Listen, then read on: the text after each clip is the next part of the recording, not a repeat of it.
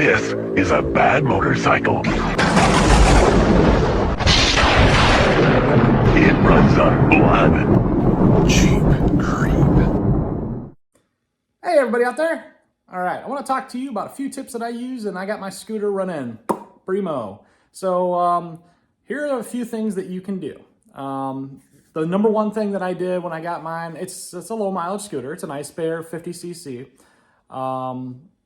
You know, it's the Chinese knockoff of the Honda Ruckus, right? The carburetor that I had was kind of crummy. It wasn't really adjustable and you couldn't take it apart to clean it. And I had problems idling. And after I changed that, I had better success with it, but I started running into other issues. So what did I do?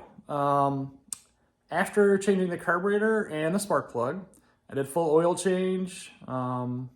And this thing's only got like 1,000 miles on it, guys. 1,614 currently.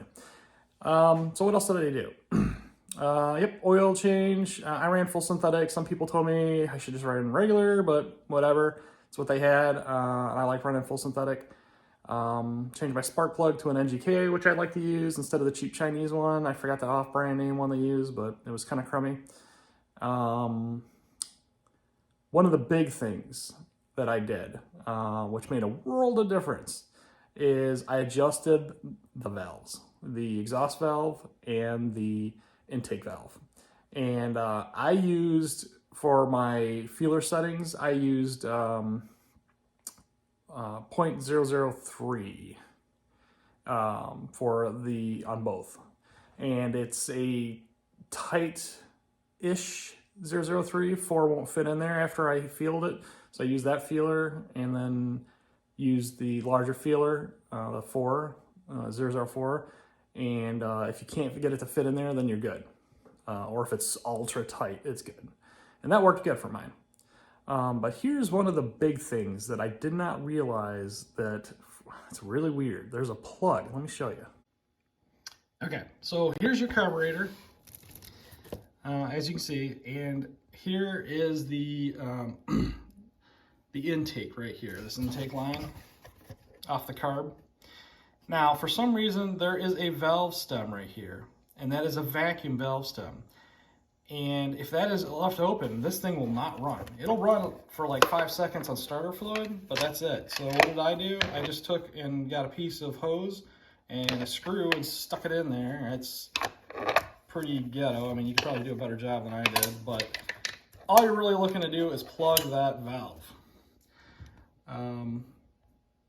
You can see it's got one on this side, right here. Okay, so I'm on the other side here, but on this side, where's it at? Right there. This guy, right there, which runs to your, where's it at? To your fuel pump right here. This little guy's your fuel pump, all right? And this is a diaphragm pump. So it pulls a vacuum on this, and this diaphragm moves up and down as it vacuums with the cylinder cranking, creating a vacuum. And then you can see the other line right here. This one, that goes to your fuel tank.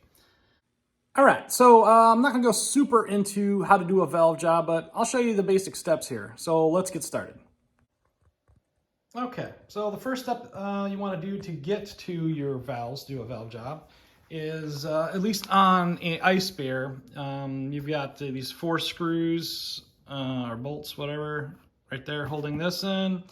You got 2 more right here holding that in, and then this plastic plate right here, there are 2 more in there. And you're probably going to want to take off this as well, because I think this is going to get in the way. And this is all one piece, at least on an Ice Bear, which is a pain in the butt. So you have to bend this and kind of contort it and kind of taco it to get the whole thing to slide out in all one action. And then that'll give you access to, you can see it in there, your cylinder head, so you can adjust the valves. Okay, so here's your cylinder head, It's held on by 4 bolts, as you can see on the corners there, 1, 2, 3, 4. On mine, and some of yours might vary a little bit. You see that arrow that I have for that silver tube for that that airline there? There'll be 2 castle-looking nuts that you might have to take off as well. So go ahead and remove all 4 of those, and then if there's 2 more, take those off as well. And then the entire assembly, as you can see, comes off here.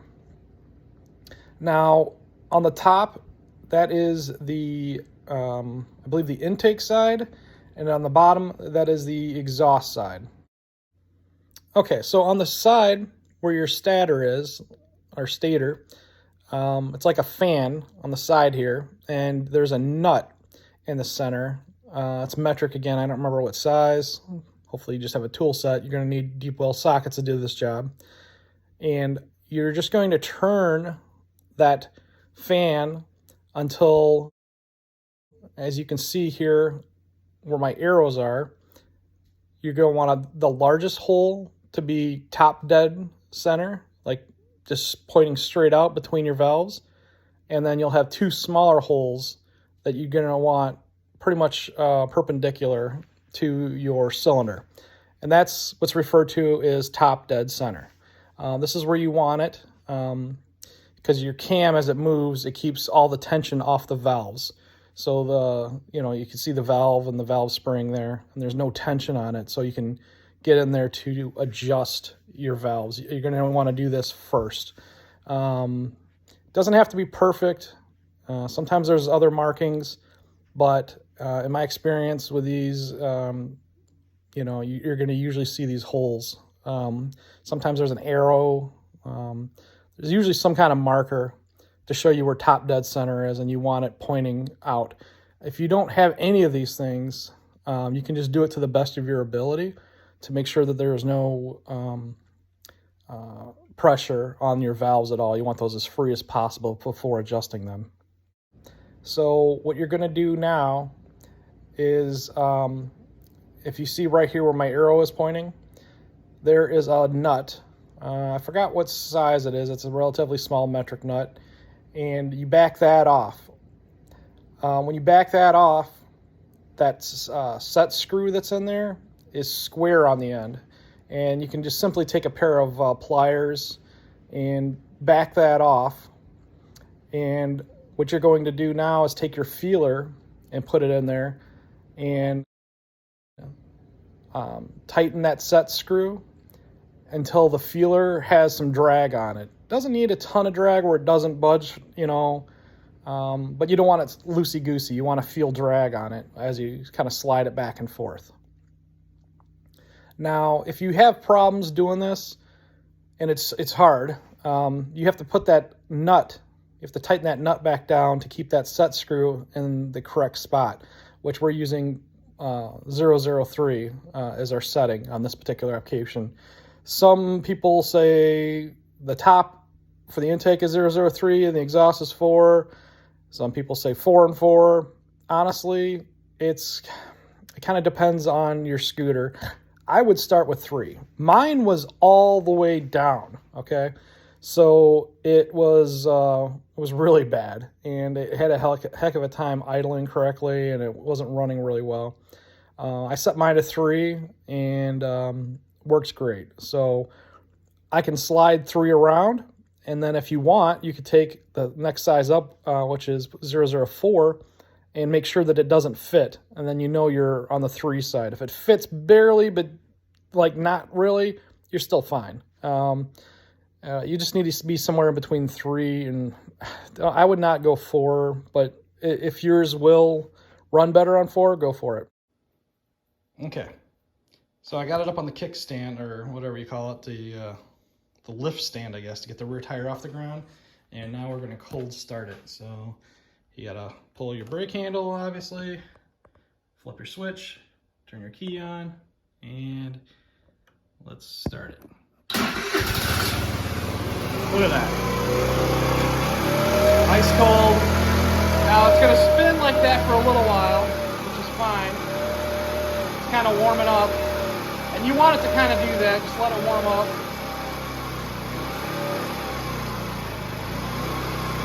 You don't want to try to ride it right now because it's just not going to run very good.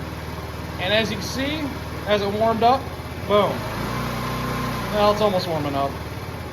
Once that rear tire pretty much stops, like that, look at that. It's quiet, idling good. If you didn't set your valves right, you'd hear a chatter. If you get your valves set too wide for the exhaust and the intake, it'll make a clicking sound kind of as it strokes. The carburetor has a set screw right there, and basically you want to adjust that set screw to where it idles and the tire doesn't spin. But as it warms up, it might rev up a little bit every now and then. And after about 5 minutes of running, it's pretty hot. It's good to go after that.